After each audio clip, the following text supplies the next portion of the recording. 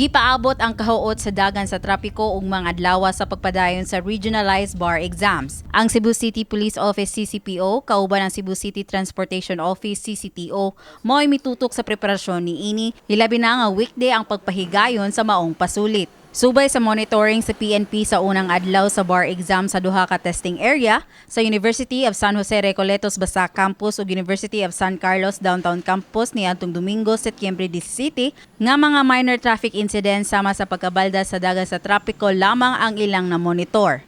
The examinations really went well, both in two campuses, although there was just very slight kanang kuan lang yun sa traffic, considering that every families or kato ato mga bar examinees were want to send off sa ilang mga respective families, ilang mga anak, ilang mga ginikanan, ilang mga amiga. But other than that, other than very minor traffic congestion or kanang dili lang gyud maay ang pagka-flow sa traffic, but very minor, it did not really affect the examination itself. Nasayra niya atong Domingo nga hapsayra ang pagpangabot sa mga examinees sa mga testing areas apan adunay gamay kabalda sa dagan sa trapiko dayong pagpanggawas na sa mga examinees.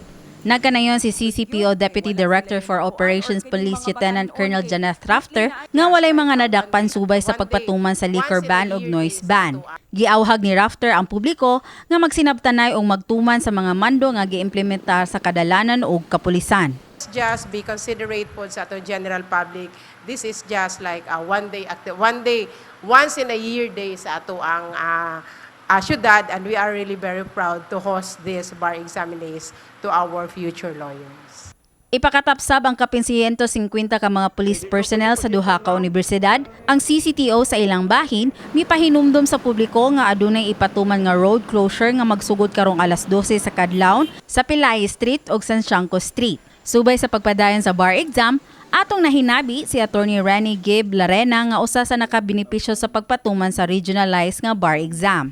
Si Larena mipasar sa bar exam sa milabay nga tuig human nakakuha sa iyang law degree sa University of San Carlos. Actually, part ni sa katong first jud na regionalized na bar exams nga kato siya daghan to siya og kanang postponement, no? Nindot siya kay extension, more time to study, pero at the same time sad of course ganahan ka ba na mahuman na siya. So pero of course wa man may mabuhat, so we just made the most out of the extra time given. So naabot ito siya kuan mga 8 months jud. Sa pagpadayon sa bar exam ug mga adlaw, dunay advice si Larena sa mga padayong mokuha niini.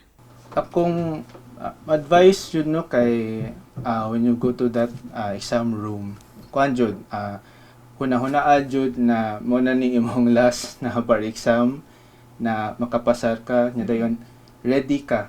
Murag bisag daghan kay kag doubts, feel nimo na daghan kag na miss out na basahon ingon na, but think na at least 4 years ang imong gi-spend for this moment. So, ayaw i-gauge siya sa the past few months lang ba. Imagine na, of course, at least 4 years kailangan para makagraduate ka o law school. So, that would be more than enough preparation actually. So, just think na, you can do it. Kini si Mary Francis Lynn Kaayon alang sa My TV, Cebu.